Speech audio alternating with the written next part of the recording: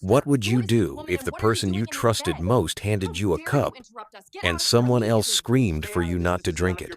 In this story, a billionaire father discovers a truth hidden in a simple sip, one that shatters everything he thought he knew about his own home.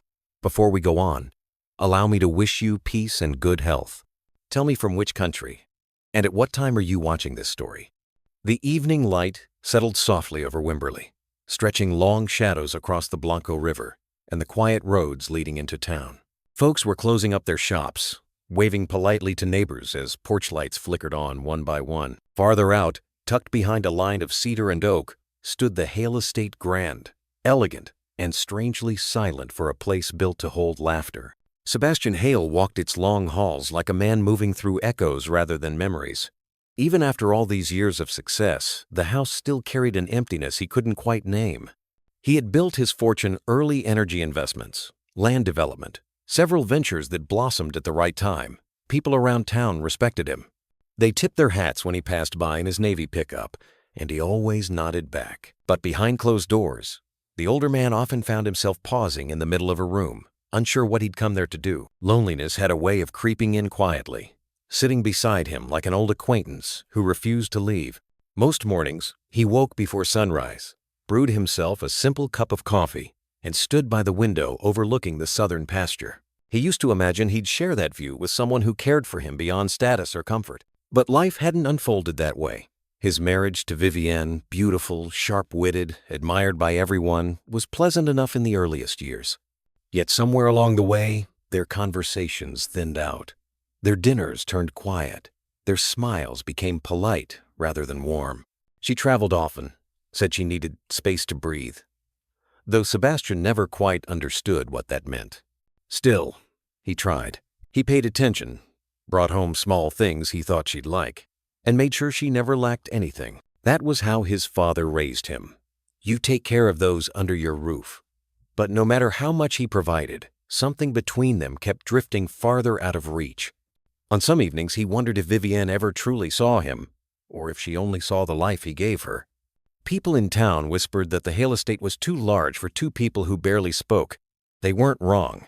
The high ceilings, the echoing floors, the immaculate rooms, everything looked perfect, but only from the outside. Sebastian sometimes wished the place felt less like a museum and more like a home. A few old photographs sat on a sideboard near the living room, his parents standing proudly on their wedding day, his mother smiling with her whole face. He would look at that picture from time to time and think, they had something steady, solid, something I never managed to build. Autumn settled over Texas with a warm breeze carrying the faint scent of pecan and dust. The town prepared for its annual harvest festival, with hand-painted signs going up near the diner and outside the church hall. Sebastian drove through the square one afternoon and watched families laughing as they set up booths and stringed lights. Children zipped past on bicycles, their laughter trailing behind them like little ribbons of joy. He smiled, then felt it fade as quickly as it came. The ache of being an outsider to that kind of warmth tugged gently at him. Back home, the estate felt even quieter. Vivienne spent more time behind closed doors, where Sebastian assumed she worked on charity committees and social events. He tried knocking once just to ask if she'd join him for supper, but she answered with a distracted, "Maybe later, Sebastian," without lifting her eyes from her phone. Later rarely came. He found himself wandering again that night, hands in his pockets, listening to the house breathe.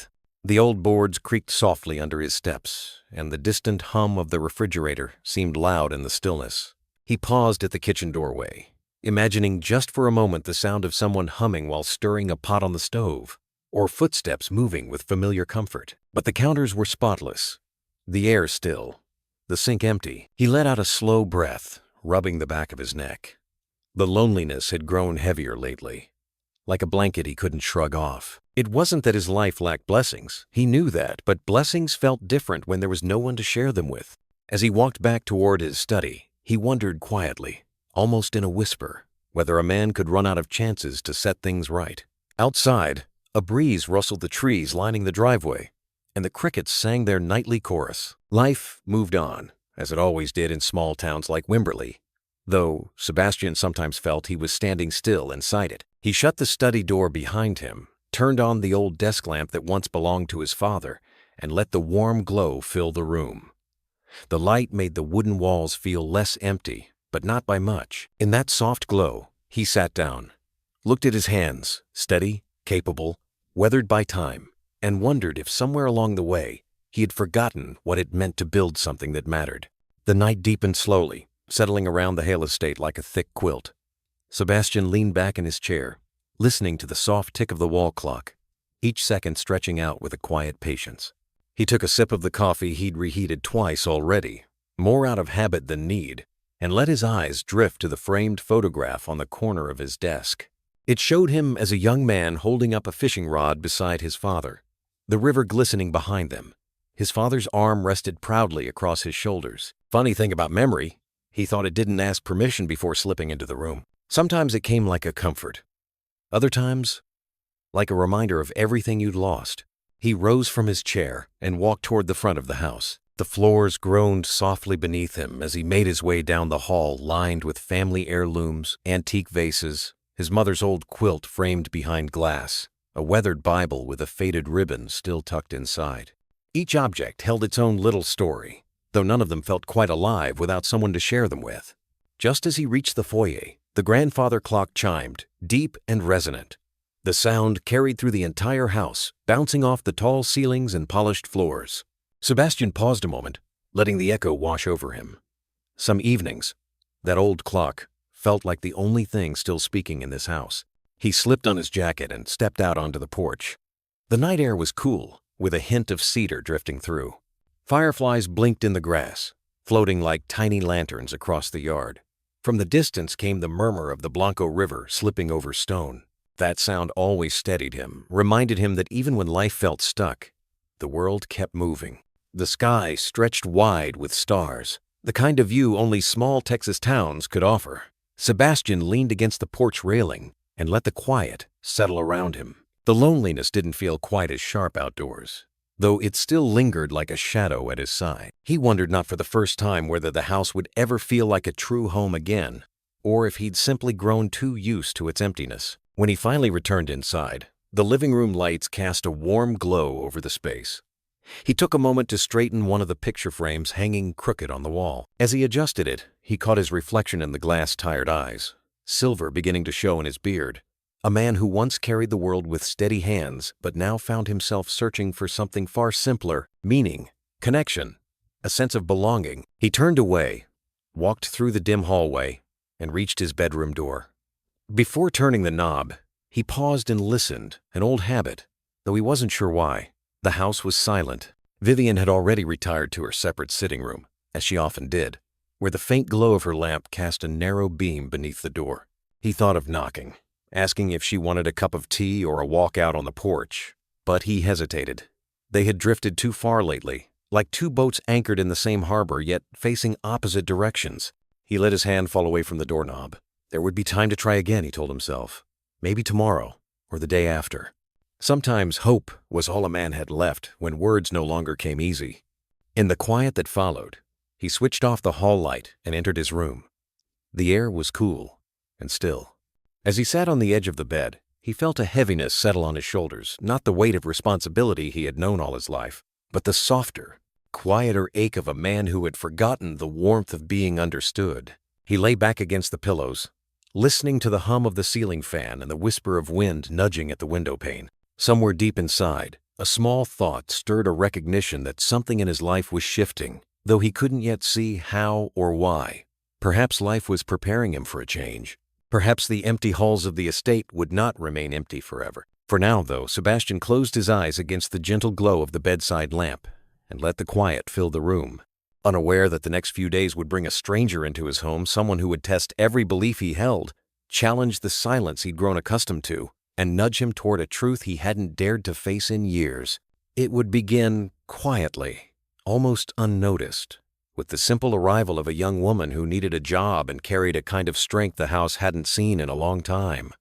And though he didn't know it yet, her presence would change everything, every hallway, every room, every piece of the life he thought had already settled into place.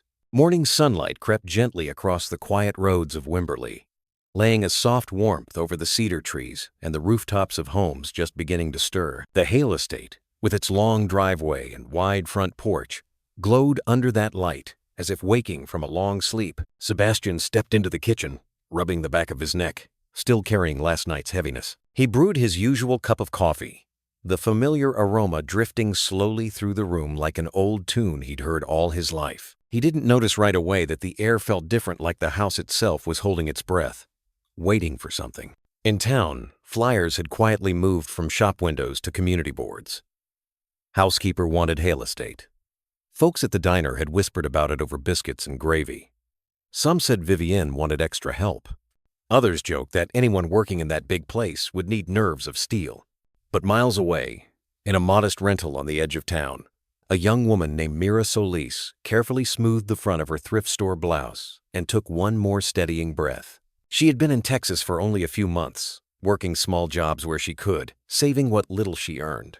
After her mother's illness worsened back home, the bills grew beyond anything she could handle alone. She needed something steady, something real. When she first heard about the job, she'd whispered a quiet prayer in Spanish, one her mother used to say when times were hard. Then she borrowed a neighbor's bicycle, pedaled down the winding roads, and now stood by the tall gates of the Hale Estate, feeling both hopeful and terrified. The intercom crackled. "Yes?" Her voice trembled just a little. "Good morning, I'm here about the housekeeping position." There was a pause. Then the gates clicked open with a soft, metallic sigh. Mira walked her bike up the long drive, the wheels crunching gently over the gravel. She took in the wide porch, the quiet windows, the heavy wooden door. It was beautiful, almost too beautiful. Places like this belonged to another world, one she had never been part of. But she straightened her shoulders. Her mother always said, "Courage doesn't wait to be invited." Sebastian opened the door before she could knock a second time. He looked tired, kind, but tired. Mira lowered her gaze respectfully, unsure whether to smile or keep her composure. He stepped aside with a gentle nod. "Come in, miss. I'm Sebastian Hale." Her voice was soft. "Thank you, sir. My name is Mira." He led her into the sitting room, sunlight spilling across the polished floors. The house felt large but strangely hollow, like it had been waiting for someone to fill its silence. Sebastian gestured for her to sit, and though she perched politely on the edge of the armchair, he noticed that her hands trembled as she folded them in her lap. "You've worked in housekeeping before?" he asked. "Yes, sir. In hotels, small homes, whatever I could find." She kept her voice steady, but there was a quiet honesty in it, as if she'd learned not to waste words. "And why this job?" he asked, not unkindly.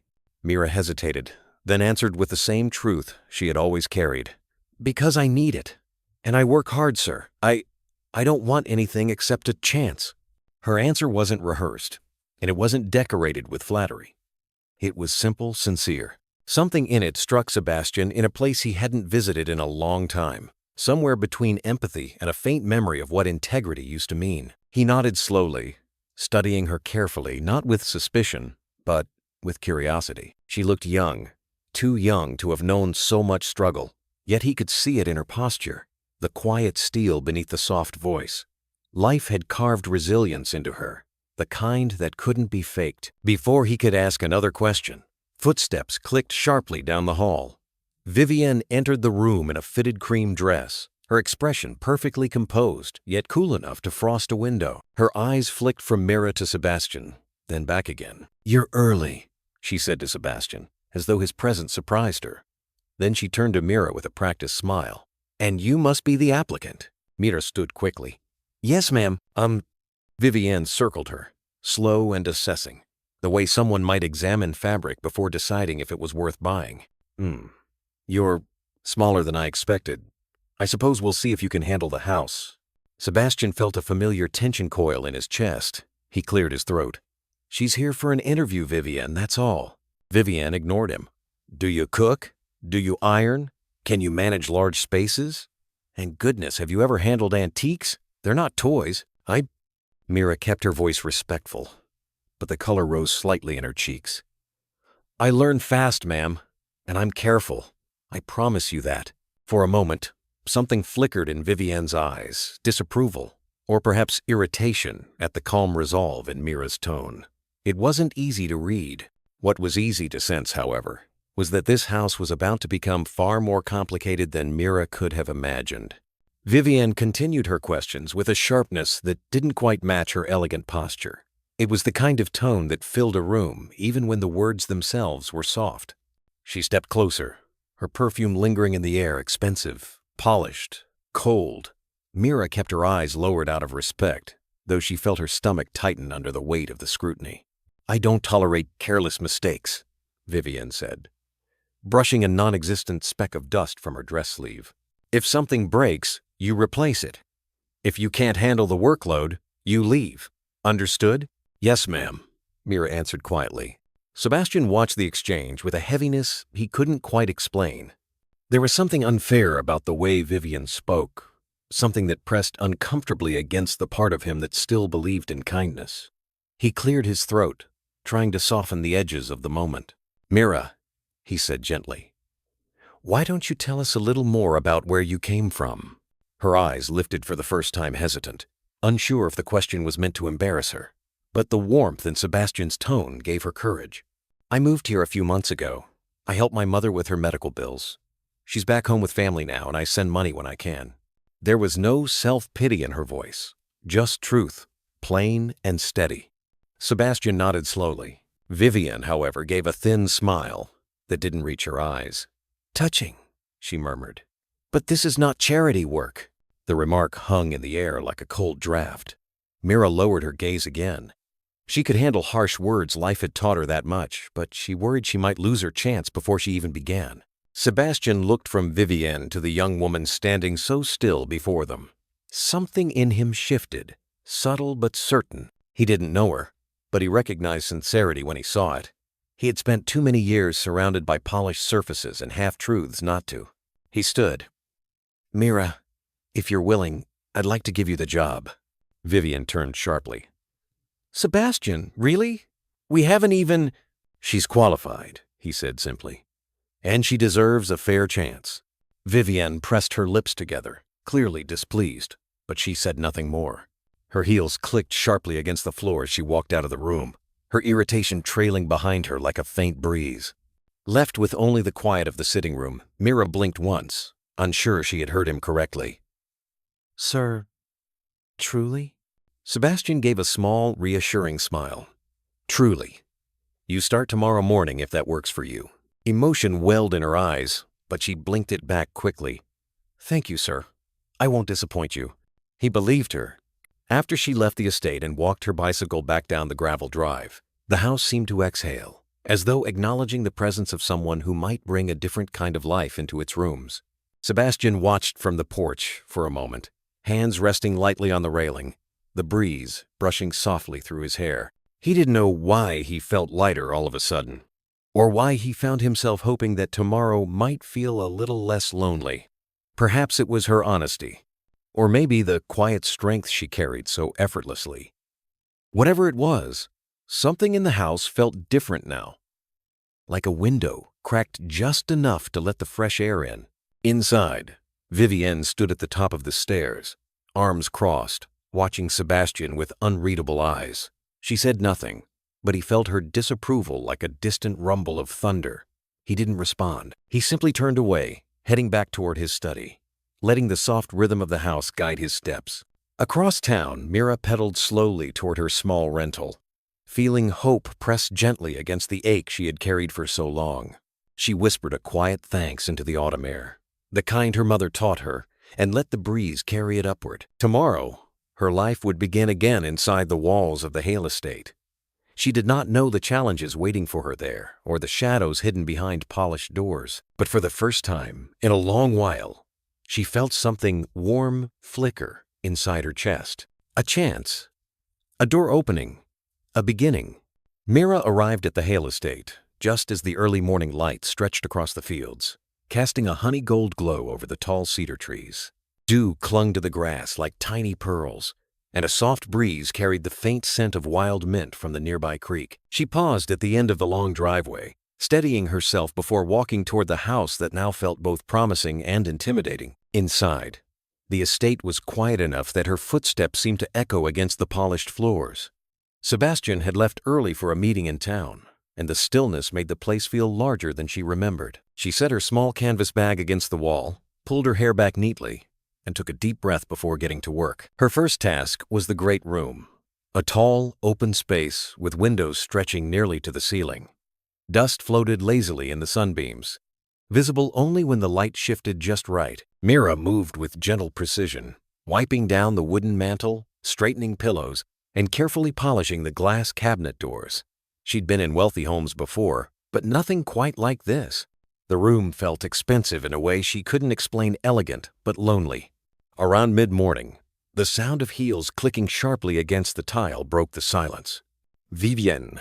She entered the room wearing a silk robe and a practiced look of mild annoyance, as though the morning itself had personally offended her. Her eyes swept over the space, then landed on Mira. "You're dusting already," Vivienne said, her tone crisp. "Good, but you missed that top shelf." Mira followed the direction of her gaze. The shelf was nearly 8 feet high, untouched so far. "I was going to get the step stool, ma'am." Vivienne waved a dismissive hand. "Then get it.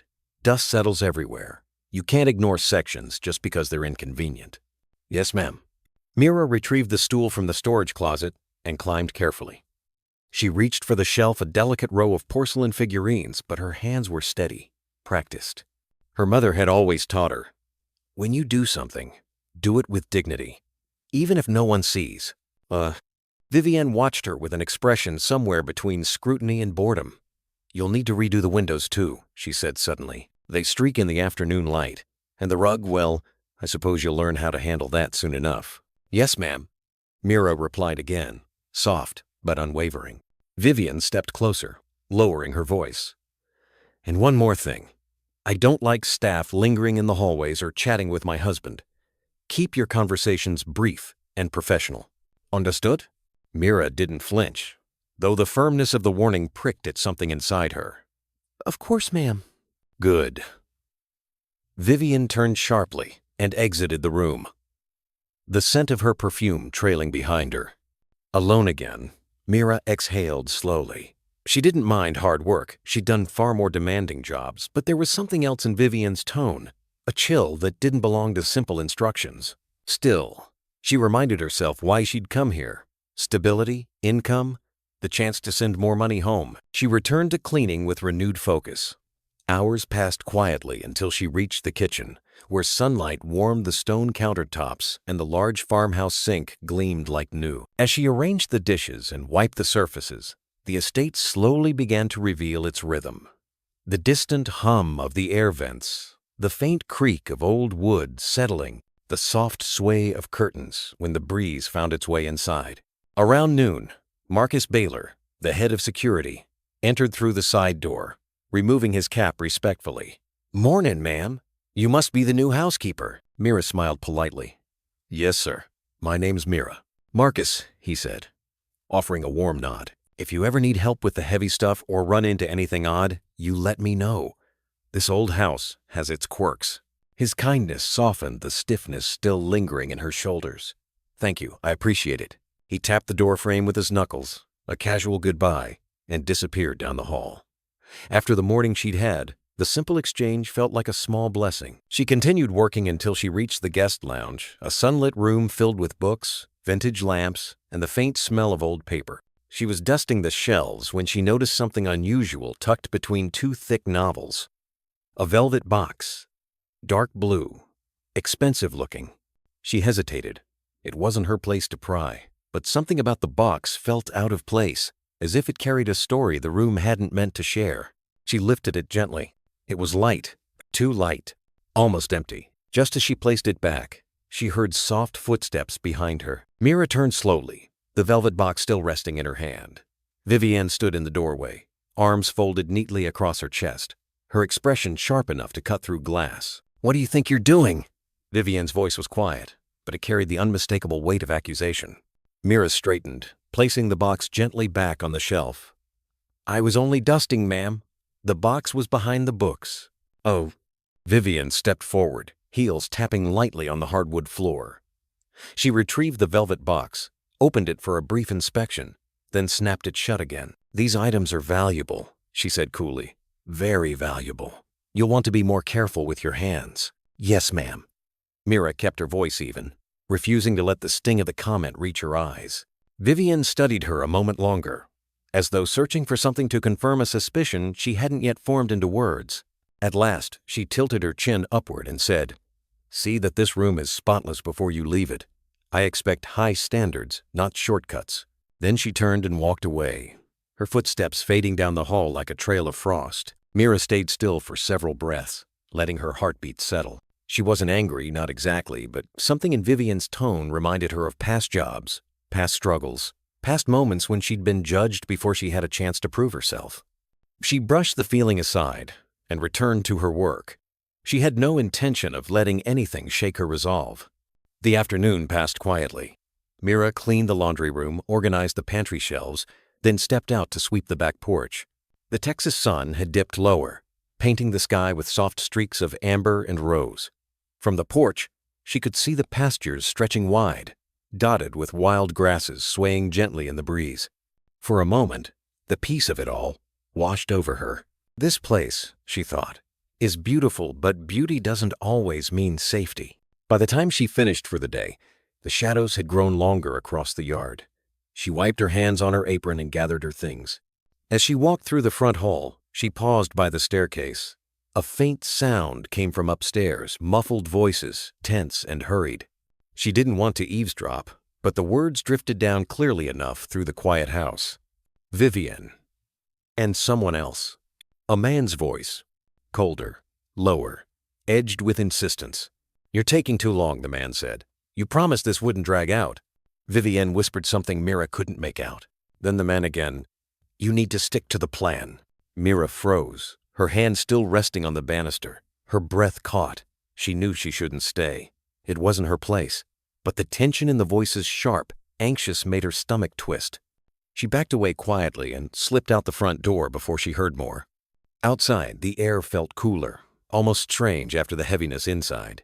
She walked down the driveway toward her bicycle, her mind turning over what she'd just heard. She wasn't sure what those words meant. Not yet. But there was no mistaking the tone, whatever Vivian and the man upstairs were discussing. It wasn't something harmless. She unlocked her bike and glanced back at the tall windows of the Hale estate. Lights flickered on, one by one, glowing against the deepening dusk. Mira tightened her grip on the handlebars. She didn't know what was happening behind those walls, but she could feel it now. The shift, the shadow, the sense that something inside that beautiful house was beginning to unravel. She mounted her bike, pedaled slowly toward the quiet road, and let the evening wind cool her face. She told herself not to worry, not to assume the worst. But as she rode away from the estate, a single thought pressed gently but persistently at the back of her mind. Whatever that conversation had been about, it wasn't meant for her ears, and it wasn't something good. The next morning brought a calm that felt almost deceptive. Soft light filtered through the lace curtains of the Hale estate, casting gentle patterns along the hallway walls. The house looked peaceful, too peaceful, Mira thought, as she stepped inside with her usual quiet care. She had barely slept, her mind replaying the muffled voices she had heard upstairs the evening before. She told herself not to assume anything, yet she couldn't shake the unease that had settled inside her like a stone. Sebastian wasn't home. His pickup was already gone from the driveway, which meant he must have headed into town early again. The house felt larger without him, cold around the edges, as if something vital was missing. Mira tied her apron at the waist and took a slow breath before beginning her routine. She started upstairs this time, dusting the hallway and straightening a row of framed photographs. Some held images of landscapes and travel scenes, but many were of Sebastian's parents smiling at picnics, standing proudly in front of their old church, sitting beside a Christmas tree adorned with vintage ornaments. Mira paused at one picture, lightly brushing the dust from the frame. The tenderness in those faces made something warm flicker inside her. Down the hall, a door closed sharply. Mira flinched before turning. Vivian emerged from her sitting room, perfectly dressed despite the early hour. She held her phone in one hand and an expression of faint irritation in the other. "You're starting upstairs?" she asked. "Yes, ma'am," Mira replied gently. "I thought it might be better to clean the hallway before—" Vivian waved a hand, cutting her off. "Fine. Just don't disturb anything in my room, and don't go near the master bedroom unless I tell you." "I understand." Vivian's eyes narrowed as if searching for something unsaid. Then she glided past with the cool grace of someone accustomed to being obeyed. Mira continued working, careful and quiet. She polished the banister, dusted the side table, arranged fresh flowers in a vase near the landing. As she moved closer to the end of the hallway, she paused again, not because of a sound, but because of a memory. "You need to stick to the plan." The man's voice echoed in her mind, low and firm. And then Vivienne's whisper, frantic, unlike the poised woman she presented to the world. Mira had grown up learning to trust her instincts. Her mother used to say, "When the air in a room feels wrong, Mija, listen before you step forward." Right now, the air felt wrong. She made her way downstairs, trying to push away her concern. The great room needed dusting, and the kitchen floors still needed mopping. She tried to immerse herself in the work-steady motions. Quiet footsteps, but her thoughts drifted back again and again to the voices behind the door. By late morning, she reached the kitchen. Sunlight streamed through the wide windows, warming the counters and casting a glow over the copper pots hanging above the island. It should have been comforting. Instead, something on the counter caught her eye. A handbag. Vivienne's. Open. And inside, a small glass bottle. Mira froze. The bottle was no bigger than her thumb, with a white cap and no label. She didn't touch it. She didn't even take a step closer. But the sight of it, the shape, the way it rested half hidden in the bag sent a faint chill down her spine. It reminded her of something dangerous, though she couldn't place why. She stepped back instinctively, her heart thudding a little faster. Before she could gather herself, the sound of a car engine drifted through the open window. Tires rolled over the gravel driveway. The hum grew louder closer, and Mira moved to the kitchen archway, peering out toward the front hall. A sleek charcoal gray sedan pulled up outside. Not Sebastian's truck, not the delivery van that came on Thursdays. Someone else. The driver's door opened, and the man who stepped out was tall, well-dressed, and unsettlingly familiar. It was the same voice she had heard last night. The stranger adjusted the cuffs of his shirt and made his way toward the front door with a confidence that didn't belong to a visitor. Mira ducked back into the kitchen, her breath catching as she heard Vivienne's voice greet him quietly. "Colton, what are you doing here so early?" "Checking on you," the man replied. "We don't have time to waste." Their voices sank lower as they moved toward the hallway, but Mira didn't need to hear the words to understand the tension threading through them. Her pulse thrummed in her ears. Something dangerous was happening behind these polished walls. She didn't know how far it reached. She didn't know how close she was standing to it. But deep down, quiet and firm, Mira knew this. If she listened carefully, if she paid attention, she would learn the truth of what was unfolding in this house. And it might change everything.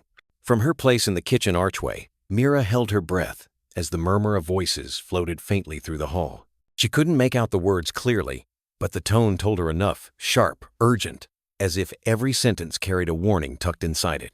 The name Vivienne had spoken, Colton echoed in her thoughts, like a stone dropped into still water. She moved quietly to the sink, pretending to rinse a cloth just as their steps approached. Vivienne entered the kitchen first, her expression unusually tight, followed a moment later by Colton. He was handsome, in a polished, severe way, sharp jawline, dark hair combed neatly back, a calmness that felt more calculating than kind. The moment he saw Mira, he paused, studying her with a narrowing gaze. Not openly hostile, just assessing, measuring what she might know. "You have staff wandering around this side of the house now?" he asked smoothly. Vivienne stiffened. "She works here, Colton. Don't start." Mira kept her eyes lowered, rinsing the cloth as though nothing in the world were amiss. "Good morning," she said softly. Colton offered no response. Vivienne stepped forward. "Mira, why don't you go sweep the back porch? I need to discuss something privately." "Yes, ma'am." Mira dried her hands and walked toward the doorway, maintaining the calm, steady pace of someone with nothing to hide. She felt Colton's eyes on her as she passed cold, almost curious in a dangerous way, the kind of look that said he wasn't used to being observed, even accidentally. The moment she stepped onto the back porch, she released a breath she hadn't realized she was holding. The warm Texas air welcomed her, filling her lungs with the scent of cedar and distant wildflowers. She picked up the broom but didn't begin sweeping right away. Instead, she leaned slightly against the railing, listening. Voices filtered faintly through the cracked kitchen window. "You can't keep hesitating," Colton said. "He's trusting you more than ever. That helps us." Vivienne's reply trembled with anxiety. "I'm trying, Colton, but he notices everything. And now with the girl here, she's nothing Colton cut in. A distraction. And distractions are useful if you know how to shape them. Mira's hands tightened around the broom handle. For your sake, Colton added. Don't slip now. A long silence followed. Then the sound of Vivienne drawing a shaky breath. I won't. Mira stepped away from the window as their voices faded again. She began sweeping so quietly it sounded more like a hush than movement. Each stroke of the broom helped steady her thoughts, but not enough to calm the cold knot forming inside her chest. She didn't know what the plan was. She didn't know how Sebastian was involved, but she knew one thing with absolute certainty. Vivienne was afraid of this man, and fear mixed with secrecy was rarely harmless. She kept sweeping until the gravel crunch of footsteps approached from the side of the house. Marcus Baylor appeared, hands in his jacket pockets, his friendly expression shifting to concern when he saw her face. You all right, ma'am? You look a little pale. Mira offered a quick nod. Just tired. Long morning. Marcus studied her for a moment longer, sensing the unspoken tension. He had the easy intuition of someone who'd seen more trouble than he ever talked about. If anything seems off around here, he said gently, you come find me. Doesn't matter what it is. Something in his tone, quiet, steady, eased a bit of the fear inside her. Thank you, she said, and meant it. He tipped his cap. You're a good one, Mira. Don't let folks make you feel small. After he walked away, she stayed on the porch for a few more minutes, letting the breeze settle her nerves. The house behind her felt heavier than ever, a place full of long shadows and quiet secrets. By late afternoon, Vivienne and Colton were gone, their car tires crunching sharply along the driveway. The silence that followed seemed almost too still, like a held breath waiting to exhale. Mira finished her tasks, gathered her things, and locked the back door behind her. As she walked down the long driveway, the sun dipped low on the horizon, coloring the sky with golds and soft reds. Her bicycle waited beneath the big pecan tree, just as she left it. But as she reached for it, she paused. A feeling, soft but insistent, tugged at her chest. Sebastian needed to know something was wrong. She didn't know how to tell him. She didn't even know how much she should tell. But one truth rang clear in her heart. Something dangerous was brewing, hidden behind polite smiles and expensive perfume. And for reasons she couldn't explain, she worried that Sebastian, gentle, lonely, trusting Sebastian, was the one who stood to lose the most. As she pedaled away, the wind brushed against her cheeks, carrying with it a whisper of warning she could no longer ignore. Sebastian returned to the Hale estate just after sunset, the sky fading into soft shades of violet and blue as he turned into the long driveway. The day had been exhausting: meetings, calls, a lunch he didn't enjoy, and a lingering heaviness he couldn't quite name. Yet the moment he stepped out of his truck and breathed in the warm Texas air, he felt something inside him ease. Home. Or at least, the place he still hoped could become one. He walked inside, expecting the usual chill of the quiet house. Instead, he noticed something different: freshness in the air, a faint hint of lavender, and the living room pillows neatly aligned in a way they'd never been before. The floors gleamed softly beneath the warm lamplight. It felt tended to, gentle, alive. Mira's work, he murmured to himself. He didn't know why the thought warmed him, but it did. He set his keys on the side table and moved toward the kitchen. The light above the island was still on, casting a soft glow over the clean counters. A folded note sat near the fruit bowl. He picked it up. Finished for the day. See you tomorrow morning, Mira. Just a few simple words, but they carried a sincerity he wasn't used to seeing in this house lately. He placed the note back exactly where he found it, then poured himself a glass of water and leaned against the counter, letting the silence settle. Silence used to be comfortable for him. Lately, it felt like it pressed too hard against his ribs. He made his way to the back porch, careful not to turn on the outside lights. The evening air was cool, carrying a faint rustle of the oak branches. Fireflies floated lazily across the yard, blinking like little stars close to earth. Sebastian closed his eyes for a moment, breathing deeply, trying to push away the lingering sadness he carried like an old companion. He didn't hear Vivienne's footsteps until she was already standing behind him. You're home late, she said. He opened his eyes. Meetings ran long. Vivienne stepped beside him, arms folded. She didn't look at the yard. She rarely did. I hope you're planning to speak at the charity gala next week. People expect a word from you. And Sebastian didn't respond right away. He watched a firefly drift near the railing. "Vivienne, when was the last time we sat down and talked? Really talked?" Her posture stiffened. "Sebastian, please, not tonight." "That's what you said last time," he replied quietly. "And the time before?" Vivienne let out a soft sigh, impatient, tired, or irritated. He wasn't sure. "You're imagining distance where none exists." He turned to her fully now. "I'm not imagining anything, Vivienne." Her jaw tightened. "We've both been busy, that's all. You're reading too much into things."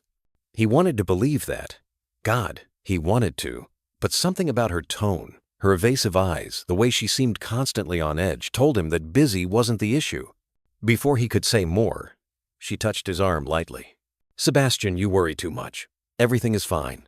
But the touch felt rehearsed, like something she did because she knew she should, not because she wanted to. She left him there, the faint click of her heels fading into the house. He watched her go, a hollow ache settling deeper in his chest. He didn't know when they'd drifted so far apart. All he knew was that he couldn't keep pretending nothing was wrong. Inside, the clock chimed softly from the foyer. Sebastian closed the porch door behind him and walked toward his study. As he passed through the hallway, he noticed something small and unexpected. A single scuff mark on the wooden floor, near the base of the stairs. He paused, crouched, touched it lightly. It was fresh. Someone had been pacing there recently. He straightened slowly, his brow furrowing. Vivienne rarely came upstairs during the day. Marcus wouldn't wander the halls without reason. And Mira. He shook his head. She moved quietly, methodically. A scuff mark wouldn't match the careful way she carried herself. Still, something about the small detail tugged at him. In the study, he settled into his leather chair, turned on the lamp, and let the warm light fill the room. He reached for the old fishing photo again, the one of him and his father. His father's hand rested on his shoulder in that picture, steady and certain. "What would you do, Dad?" Sebastian whispered. "Am I just imagining things, or is something really wrong here?" The house didn't answer, but deep down quiet, gentle, steady Sebastian felt a shift. A whisper of intuition. Something in his life was about to tilt, and he didn't know whether it would bring clarity or trouble. All he knew was that loneliness felt sharper tonight, and change, whatever form it took, felt closer than ever. Later that night, the house settled into its usual quiet, but Sebastian remained awake. He walked through the downstairs rooms as if trying to understand something that refused to reveal itself. Every corner felt familiar yet distant, like returning to a childhood street after decades away. The walls still held the same photographs, the same artwork, but the warmth they once carried had thinned to a memory. He paused by the hallway thermostat, noticing again how the air felt fresher than usual. Whatever Mira had done earlier that day, cleaning, opening windows, letting the late afternoon breeze run through, had softened the edges of the house. He found it strangely comforting that someone had cared enough to make the place breathe again. He moved toward the staircase, hand tracing the banister. Halfway up, he heard a faint sound, soft footsteps, careful and hesitant. Not Vivienne's, not Marcus's. He stepped quietly to the landing and waited. A moment later, Mira appeared from the guest hallway, carrying a small basket of folded towels. Her eyes widened when she saw him standing there. "Oh, Mr. Hale," she said softly. "I didn't know you were still awake." He nodded toward the towels. "You're still working?" She held the basket a little tighter. "Just finishing up. The upstairs bath had a loose faucet. I wanted to fix it before morning." "You didn't have to stay this late," he said gently. She hesitated. "It's okay. I like making sure things are right before I go." Sebastian took a moment to look at her, not just as his housekeeper, but as someone who had slowly, quietly, become part of the rhythm of this house. She carried herself with dignity, with a gentleness that made everything around her feel softer. "Thank you, Mira," he said, and meant it more than he expected. She gave a small smile, then glanced down the hall toward the guest bedrooms. "Good night, sir." "Mira," he said suddenly. She paused, turning back. "Has anything felt unusual to you lately? In the house, I mean." Her expression shifted, subtle, but unmistakable. She wasn't startled. She wasn't confused. She was choosing her words very carefully. "Sometimes houses get quiet, sir," she said softly. "Too quiet. And sometimes that quiet makes you notice things. What kind of things? She shook her head lightly. I'm not sure I should say. You can tell me. Her eyes met his, warm and cautious. It's just people can hide their feelings, but a house doesn't. Sometimes the rooms feel different when something's wrong. Something is wrong, he admitted quietly. I just can't name it yet. Mira didn't respond with advice or intrusion. She simply nodded once in acknowledgement, a quiet confirmation he didn't know he needed, and started down the stairs with the towel basket. He watched her go, thoughtful. Back in his study, he sat at the old wooden desk. Papers lay scattered, contracts, reports, reminders of the world where he was always in control. Yet tonight, all he could think about was the widening distance in his own home. Vivienne's fading tenderness, Marcus's growing silence, Mira's quiet concern, and the unsettling sense that something just out of view was starting to unravel. A soft knock interrupted his thoughts. The door opened halfway, and Marcus peeked inside. Dad? Sebastian straightened. Hey, bud. What's up? Can't sleep? Marcus stepped in, rubbing his eyes. I had a bad dream. Can I stay here for a bit?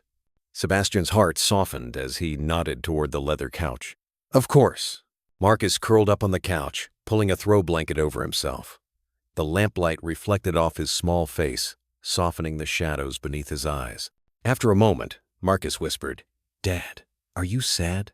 Sebastian blinked at the question. What makes you think that? You sigh a lot, Marcus said quietly. And you look at the door like you're waiting for something that never comes. Sebastian swallowed, his throat tightening. Children saw more than adults often realized. I guess I have been a little sad, but I'm okay. But you don't have to be alone, Marcus murmured, drifting toward sleep. I'm here.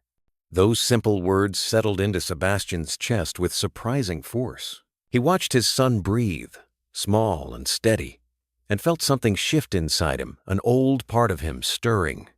Responsibility, love, the desire to protect what mattered, feelings he had been pushing aside for too long. He rose quietly, draped the blanket more snugly over Marcus, then stepped onto the porch to clear his head. The night was still. The fireflies were fading. A distant coyote called across the fields. Then his phone vibrated. A text from Vivienne. We need to talk tomorrow. And I don't want to discuss it in front of Marcus. He read the message twice, feeling the stillness around him tighten like a net. He exhaled slowly, eyes narrowing against the dark horizon. Whatever Vivienne wanted to talk about wasn't simple, and it certainly wasn't harmless. Inside the house, something creaked faintly upstairs, soft enough to dismiss, but not soft enough to ignore. Sebastian stepped back inside, closing the porch door gently behind him. Something was coming. He could feel it now, close, certain, inevitable. And tomorrow would change everything. Mira arrived early that morning, moving quietly through the warm kitchen light as she opened the blinds and let the Texas breeze drift through the house. She sensed something unsettled beneath the usual routine, Sebastian's tired eyes the night before, Vivienne's growing distance, and the quiet that clung to the rooms like dust. Carrying fresh linens, she turned a corner and nearly walked into Sebastian. He looked worn but gentle, thanking her softly for making the house feel easier to come home to. A simple line that left a small warmth in her chest. He mentioned meeting Vivienne later that morning, and she wished him peace in the kindest way she knew. A few hours later, he sat in a booth at the Blue Coyote Cafe, a warm little diner filled with clinking cups and old Crescent Hill photos. Vivienne joined him, her perfume sharp in the cozy air. She didn't circle the issue. She wanted a separation. He agreed to keep it peaceful for Marcus's sake, but noticed something in her shifting eyes, a nervousness she didn't explain. Back at the estate, Mira passed by the study and saw an envelope on the floor inside the cracked door. She picked it up. One word on the front, Sebastian. She placed it on his desk, but a quiet unease followed her into the hall. Then the soft creak of the upstairs boards sounded too measured to be the wind, too slow to be Marcus. Mira froze, listening, knowing without knowing why that someone else was in the house, and that whatever was stirring behind these walls had only just begun. Sebastian returned home that afternoon, still carrying the weight of his conversation with Vivienne. In the study, the envelope immediately drew his eye. Before he could open it, Marcus appeared in the doorway with a folded drawing and asked if he was all right. Sebastian hugged him, pulling strength from the simple trust in the boy's small voice, then sent him upstairs to rest. Slipping the envelope into his pocket, he stepped into the foyer where Mira was dusting quietly. Something about her stillness made him pause. When he asked if anything had happened, she told him gently about the footsteps she'd heard earlier, deliberate, cautious, not belonging to Marcus or the natural creaks of the house. Sebastian didn't dismiss her. Her instincts had always been steady and true. Before they could speak more, the front door opened and Vivienne entered.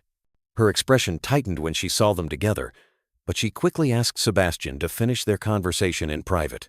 As he followed her down the hallway, he noticed her glance at the pocket where the envelope rested.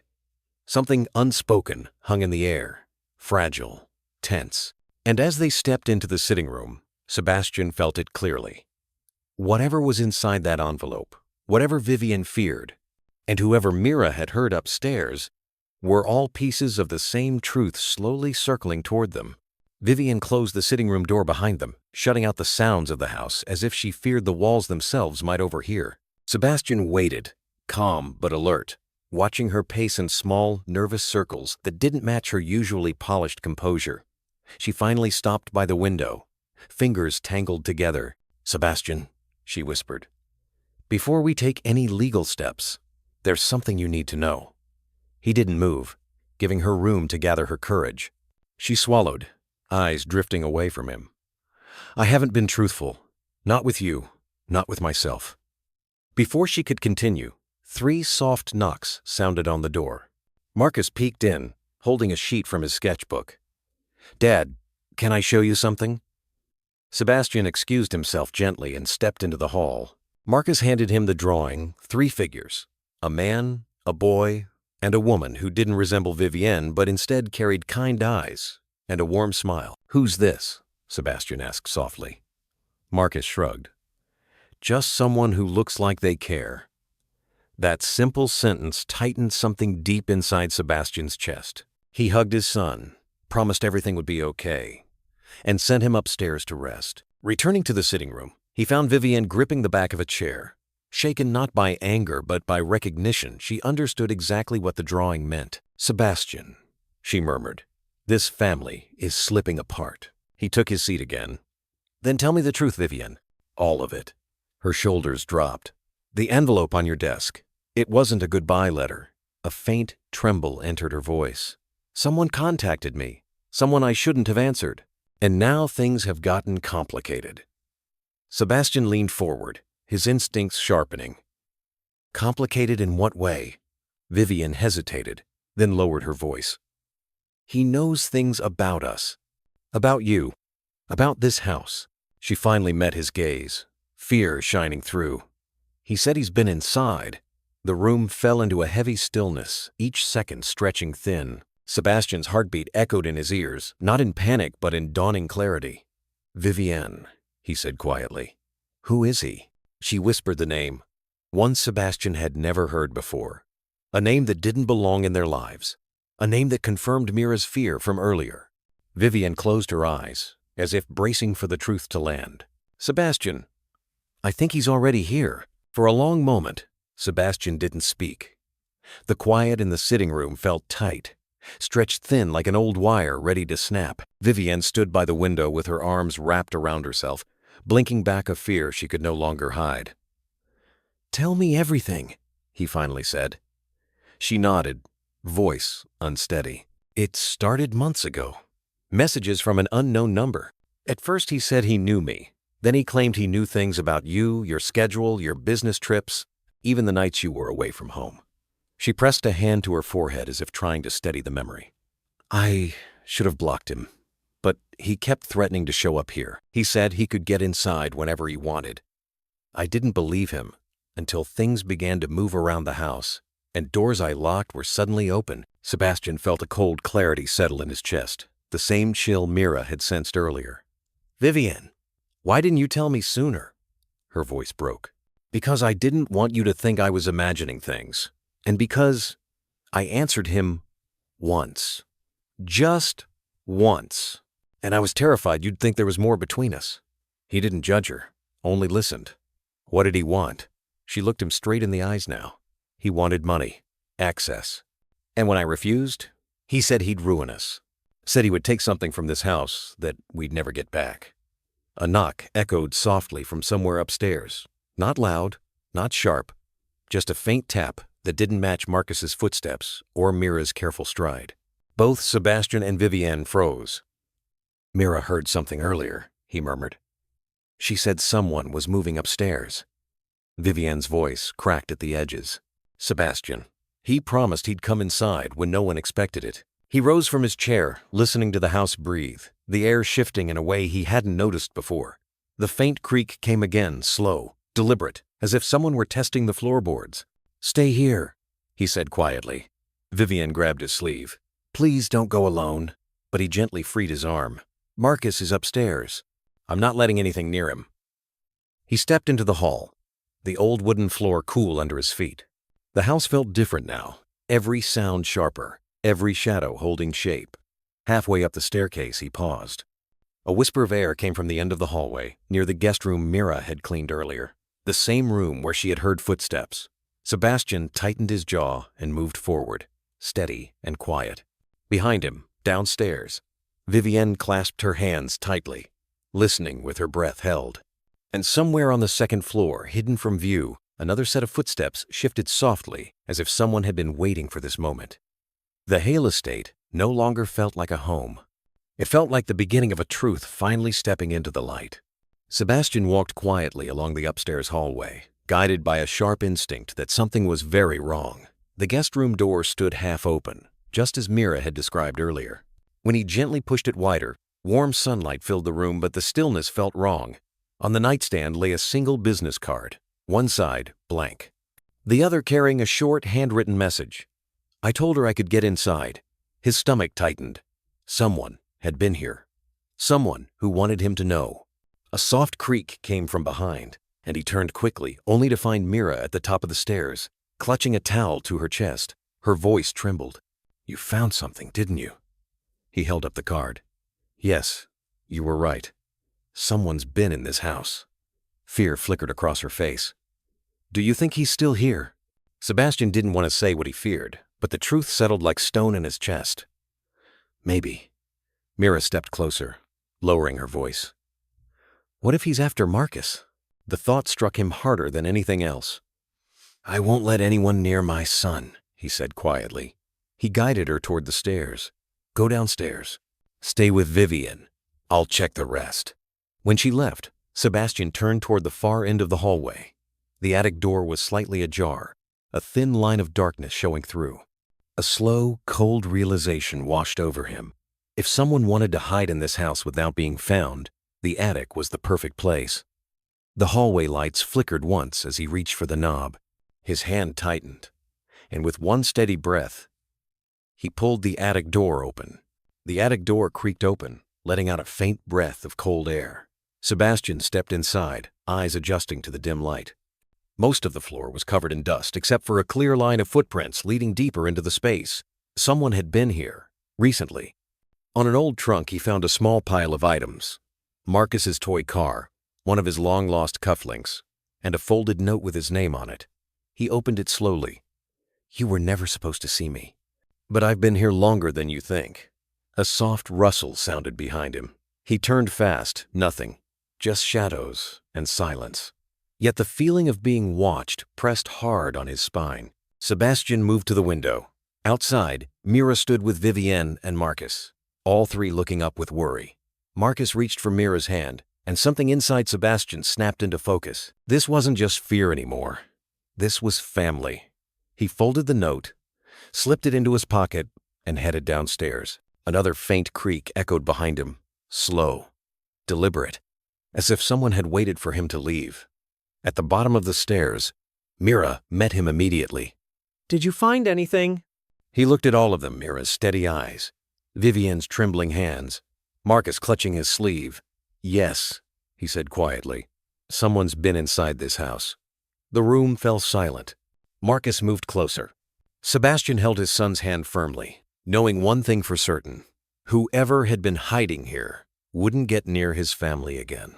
In the quiet, after everything settled, the Hale home felt different, warmer, somehow, as if the walls themselves could finally breathe again. The danger had passed, but what stayed was the simple truth that love, courage, and kindness had carried them through. Sometimes, it's not the storm that defines a family, but the way they hold on to each other when the lights flicker and the night feels long. What this story reminds us is timeless. Love has the power to rebuild what was broken. Redemption begins the moment we choose honesty over fear, and a home is shaped not by wealth or walls, but by the hearts willing to protect it. Like the soft glow of a porch light on a cool American evening, one small act of goodness can guide us through the darkest roads of life. And if there's anything our years teach us, it's that everyone deserves a chance to be loved, to grow, and to shine no matter where they started. If this story touched your heart, type 1 in the comments. If you feel it could be better or wish to share your thoughts, press 0. Take a quiet moment tonight to think about the people who stand beside you, and if this tale warmed your spirit, feel free to share it so others may find a bit of light too.